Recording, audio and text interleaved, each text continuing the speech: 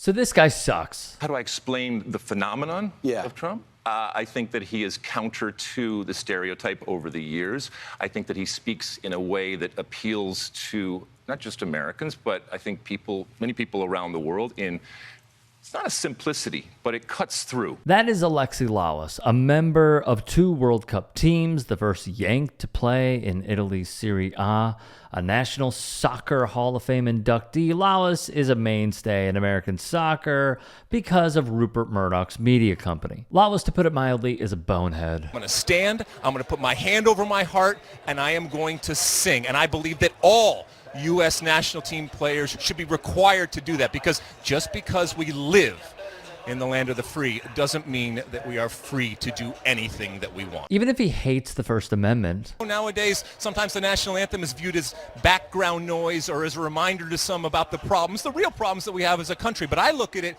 as a unique moment. We come together, we honor and we celebrate being citizens of the greatest country in the world. And pulls this shtick. He was first a supporter of Ron DeSantis when he tweeted his preferred nickname for the Florida governor, POTUS. He would shift rather quickly, I must say, to tweeting size matters in front of a Trump 2024 sign at the RNC.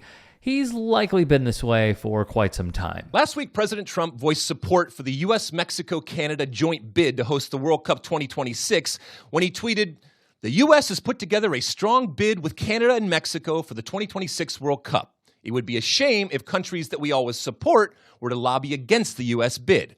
Why should we be supporting these countries when they don't support us, including at the United Nations?" Now, was this a threat? Yeah, but it did push the envelope, which is exactly what President Trump does. He took a page literally out of his own book. In The Art of the Deal, President Trump talks about his 11 tactics in business. Incredible. Did Lalas mention that Donald Trump has filed for Chapter 11 bankruptcy per PolitiFact 6 times?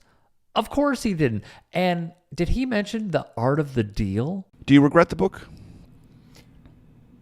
Greatest regret of my life. Meanwhile, this man, Tony Schwartz, served as Donald Trump's ghostwriter, and he has stories. I've always seen him as a black hole, as someone who cannot fill himself with a sense of value from anything that comes internally. And so he constantly, throughout his life, way before I met him and long since I met him, has tried to fill up that hole that apparently exists inside him by getting more and more money, more and more praise, more and more attention. The scariest thing is that his supporters, the really rabid ones, the ones who've written me these vitriolic, hate-filled letters in the last several days, don't understand that he does not care about them.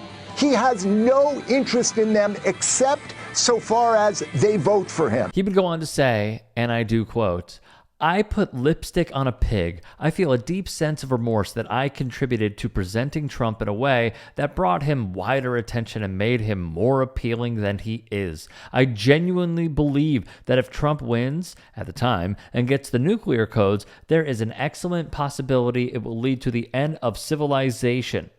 If he were to rewrite it, he would change the title to The Sociopath." And I think also he says things that people think but are afraid to say. We live in a culture of fear, let's be honest. Especially in California. Absolutely, yeah. I also find this to be, I'm not going to go extravagant here with my word choice. I find it to be dumb. Very dumb. Politico wrote, "Trump resists multi-syllabic words and complex, writerly sentence constructions when speaking extemporaneously in a debate, at a news conference, or in an interview.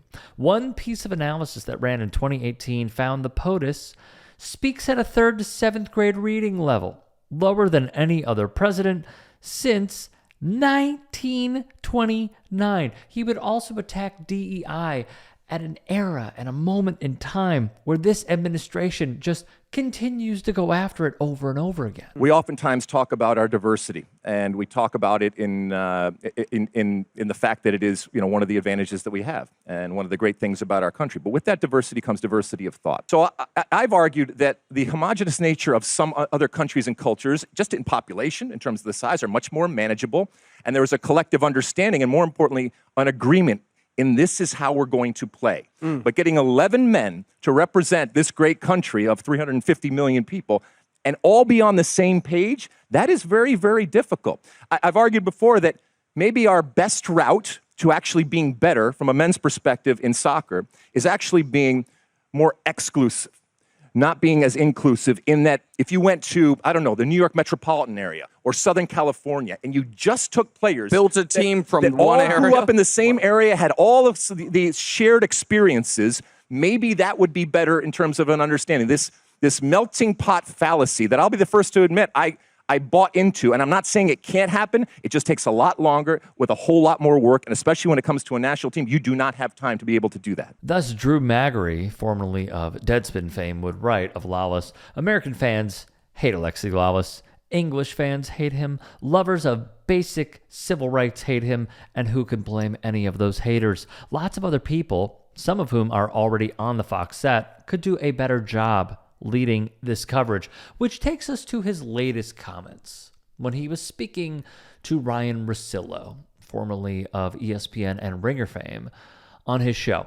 And here's what he said, quote, I love the fact that I cannot think of another administration where there has been more soccer emanating from the White House and the Oval Office, regardless of your political affiliation. Having the President of the United States invested in a World Cup, that's a good thing, all right? Because again, it's happening on his watch.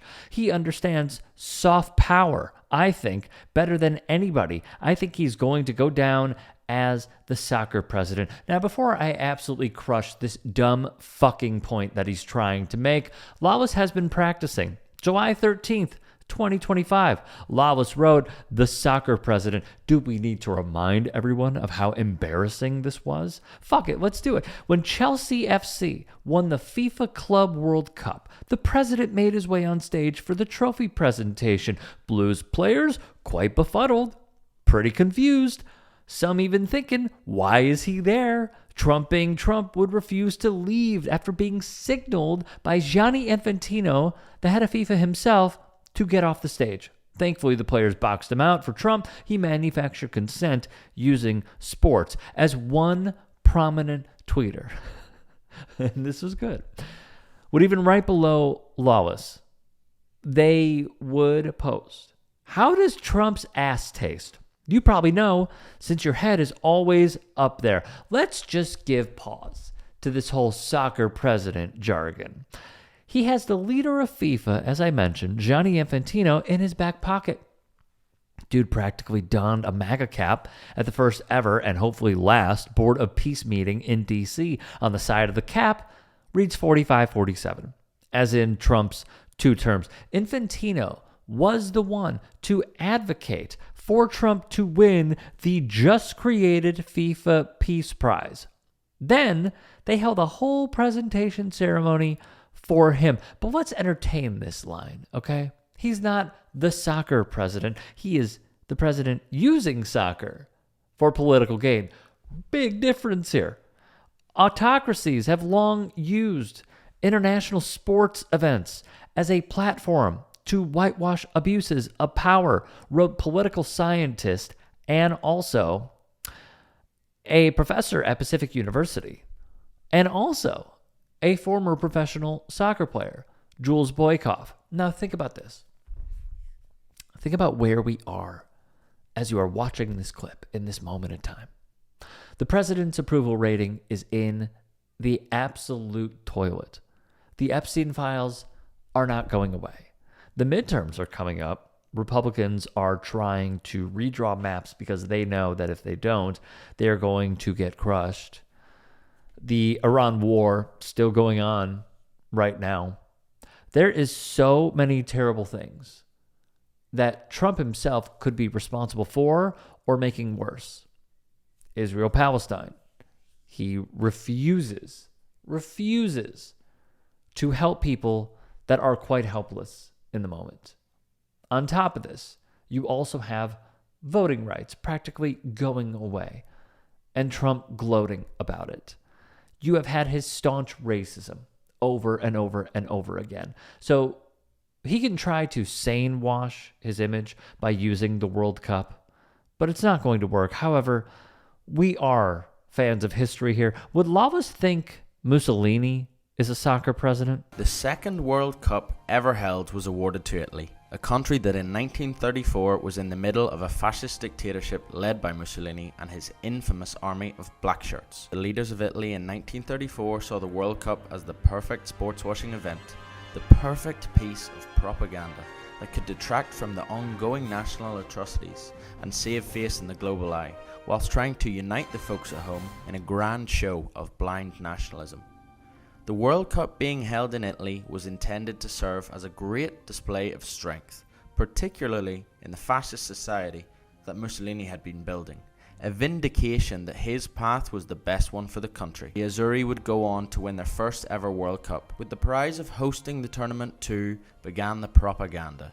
Fascist slogans and symbols were woven into the 1934 World Cup marketing, and Mussolini even famously queued up alongside the public in order to purchase a ticket for the opening game. Very quickly, if you can, become a paid channel member or go to Buy Me a Coffee to support this channel. Thank you. Mind you, as you might have imagined, he sat in the royal box instead of with the public. How about Argentina's military dictatorship utilizing the 1978 World Cup? Argentina was under one of the most brutal dictatorships in South America, and yet they were hosting the World Cup. For many, it became a way to distract everyone from what was really happening. And here's where it starts to get interesting. To give one an idea, disappearances in Argentina were increasingly common, with a growing number of intellectuals, artists, teachers, and even pro athletes being picked up by government agents, never to be heard from again.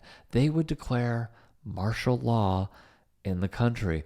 I know it's getting a little scary because it's feeling all too familiar. This was the time of the Dirty War. General Jorge Rafael Videla led the charge to arrest Isabel Perón, the democratically elected president. Videla was uninterested in the beautiful game, but also understood how he could use it as a tool and, in some ways, a weapon. They designate the tournament a matter of national interest. There were calls to boycott. Dissenters even said part of the reason was not only the military dictatorship, but also the concentration camps that were being constructed. When you look at Dilley, when you look at Delaney Hall, when you look at other monstrosities being constructed around the country, once more, it's hitting pretty close to home now, isn't it? Amnesty International statement would read as follows. Sport is not separate from politics. The stadiums in Argentina will give the appearance of, if not neutral, at least clean, respectable, civilized, protected terrains. All means will be put into action for those effects. The real scene of Argentina, that of prisons, torture, the repression of political opponents, will find itself thoroughly masked, rejected. We are, in that sense, those who break the illusion, the grains of sand that slow down the publicity of those exotic paradises in which the horror of reality is hidden. Nonetheless, Argentina's military junta hosted the as in the World Cup, while political prisoners were tortured within a mile of the stadium where the final was played, the cheering audible through the walls of the cells. Would Lalas argue Videla is a soccer president? Something to keep in mind. In the end, despite featuring the world's best soccer players, currently in the United States, tourism is soft, hotel rooms are empty, and stadiums in the early games have swaths of empty seats. The 2026 World Cup feels not like the grandest of sporting celebrations, but like an expo of greed, exclusion, and Trumpist state terror with the threat of ICE around every corner. We are seeing the collision of the world's most international sporting event with a white nationalist regime, wrote Boykoff and Dave Zirin for The Nation, they would add.